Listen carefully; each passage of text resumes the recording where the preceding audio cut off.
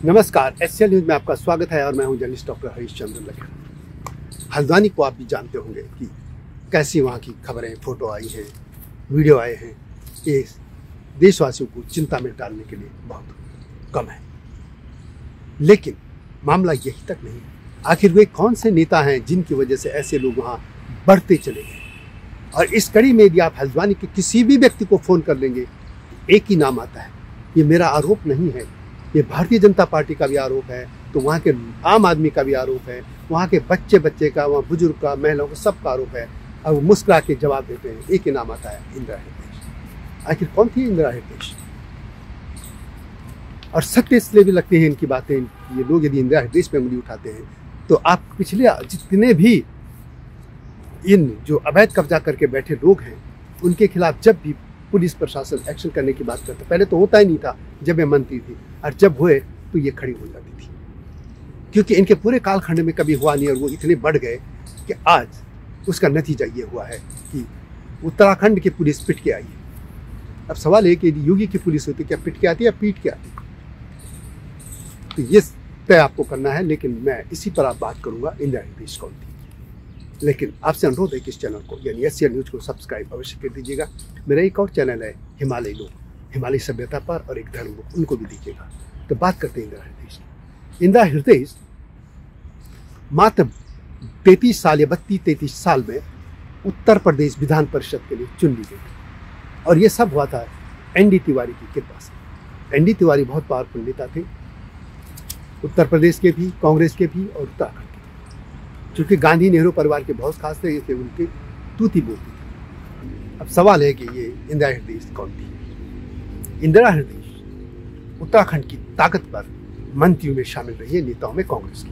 और उनको एक समय ये भी था कि जब उनको सुपर मुख्यमंत्री कहा जाता था, जब एनडी तिवारी मुख्यमंत्री थे। राज्य बना था 9 नवंबर 2000 को, और उसके बाद जब चुनाव हुए तो पहली सरकार उत्तराखंड की बनी, और सोनिया गांधी ने उत्तराखंड के लिए बहुत बड़ा अन्याय किया, पाप किया। वो था उत्तराखंड में एनडी तिवारी को मुख्यमंत्री बनाना।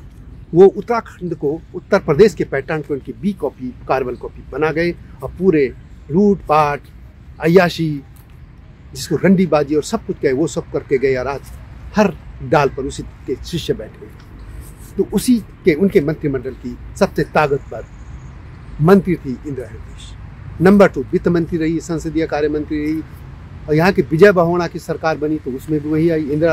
और उसके बाद हरीश रावत की सरकार बनी, जब कांग्रेस के बाद में आती थी, फिर बीजेपी आई, कांग्रेस आई, इस तरीके से तो वो ताकतवर बनी। और हल्द्वानी का किस्सा समझिए कि हल्द्वानी में वो लगातार चुनाव जीत रही। एक चुनाव वो हारी 2000 के चुनाव जो आपको कौन थी?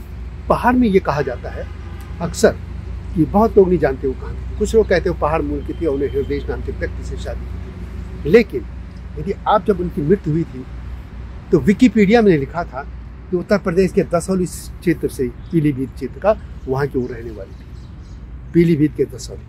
और उसी दौरान एबीपी जो न्यूज चैनल है उसकी जो वेबसाइट, उसमें भी लिखा गया था कि पीलीभीत जिले के पूरनपुर तहसील के जमुनिया गांव की रहने वाली थी, और उनके पिता का नाम टीकाराम और मां रमा देवी थी। और वहाँ से तेज तर्रार थी।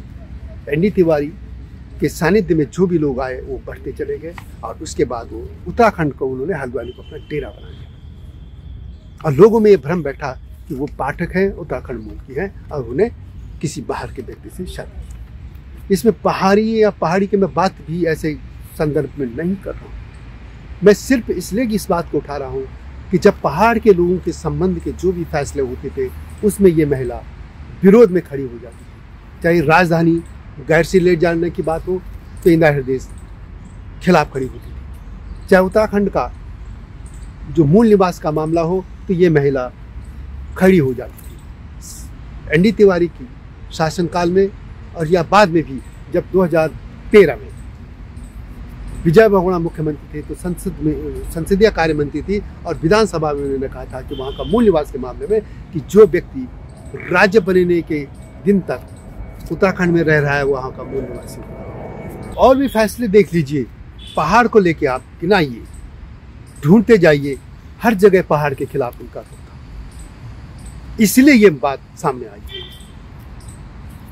जिन लोगों ने राज्य के लिए आंदोलन किया, जो मरे खपे, जहाँ की महिलाओं को मुजफ्फरनगर कांड तक सहना पड़ा था मुलायम सिंह के ज़माने में, उन लोगों को ये महिला हाशिए पर डालती रही और उन लोगों को प्रेशर देती रही। ये पूरा आरोप है कि वहाँ पे जो गफूर बस्ती हो या बनभूलपुरा हो या और भी जो इलाके हैं जो अवैध तरीके से बसे हैं, उनको यही प्रेशर देती रही।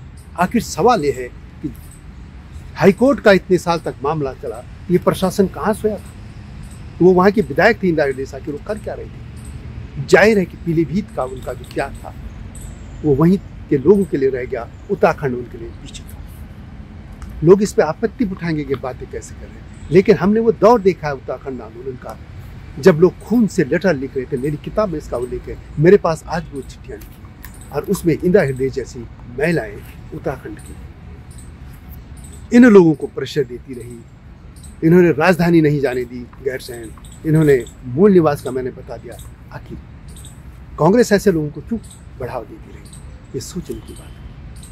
हम उत्तराखंड के लोग कभी भी इस तरह के विरोध नहीं कि कोई बाहर का लोग न बैठे, लेकिन सही तरीके से बचे। आप जमीन खरीदिए, कोई वो नहीं है विरोध, लेकिन गलत तरीके से आएंगे आप, वहाँ अवैध तरीके से घुसेंगे, ज़मीन कब्जाएंगे, फिर वहाँ मजार बनाएंगे, वहाँ पे उल्टे काम करेंगे, चाहे किसी भी जाति धर्म का है, उसका तो विरोध होगा।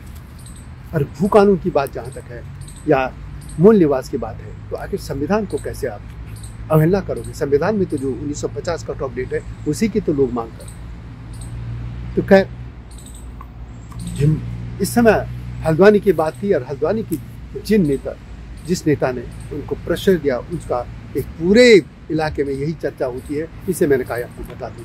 और पहली वीडियो मैंने ये कहा कि कांग्रेस झुकिया बसाती रही है और बीजेपी आंख मूंदती रही है। कांग्रेस जानती है कि उसको वोट मिलेंगे इनसे, और बीजेपी जानती है कि इनके नाम से हिंदुओं को डराया जाएगा और लोगों को वोट। तो यह वीडियो कैसे लगी कमेंट पर से लिखें। मिलता हूँ जल्दी नए मुद्दे के साथ, तब तक नमस्कार।